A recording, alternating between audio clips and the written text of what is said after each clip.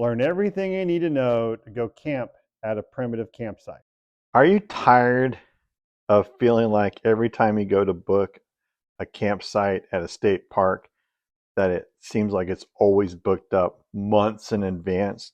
Or even if you're lucky enough to get a campsite that once you show up, you feel like you're just crammed in with a bunch of other people and you're camping because you're trying to get away from it all, but yet you're still surrounded by hundreds of people and it just doesn't feel, still feels crowded. Here's another option, and that is to embrace adventure by going camping at a primitive campsite. Now, while I say it's a primitive campsite, that doesn't mean we're going to have to put on backpacks and hike in miles. Now, there are U.S. government lands reserved for primitive camping, and these are in our national forests and Bureau of Land Management lands.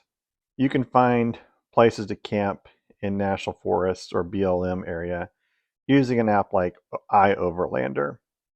What's great about camping in our forest and BLM is it's usually free, and you can camp there for a couple of weeks at a time. Just make sure you take care of the land and make it look better than what you found it. Now, if you're like me and there's not any national forest land nearby or BLM land nearby, there are still other opportunities to camp outside of our state parks or national parks, and that is using an app like HipCamp. HipCamp is an app that allows people who own property and have it available. It could be like old cow pasture or ranch land that they're reserving, that they've explicitly reserved for camping, and they make it available to customers who use HipCamp to reserve the campsites. I've stayed on some really cool pieces of property via HipCamp. For example, I've once stayed at a waterfall here in Texas, or I've also camped on this beautiful vineyard in northwest Texas on the border of Oklahoma and Texas. And these sites, while they're not free, they also don't have to be expensive. As with something like, say, Airbnb, the price will vary depending on how many luxuries or amenities the host will offer. I have seen hip campsites for less than $20 a night. Those are very primitive. When we're going camping at a primitive campsite, first off, don't forget your shelter.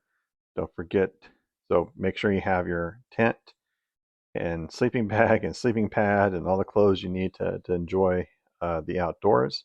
Next, understand your water situation. If you're backpacking or you're maybe going to a place where you know that there's a stream or pond or lake, river, you can take your water filter with you. And as a backpacker, I'm sure you're used to doing that. Next, don't forget we're going out camping. Food is at least half of the equation of a good camp out. So bring your food and your stove like you would at any other camp out.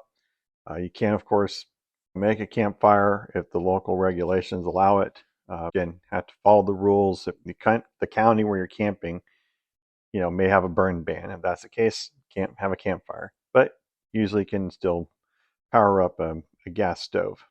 You also want to make sure that you have your first aid kit and make sure your car is in good working condition, because the last thing you want to do is have to call a tow truck when you're out in the middle of nowhere and need assistance.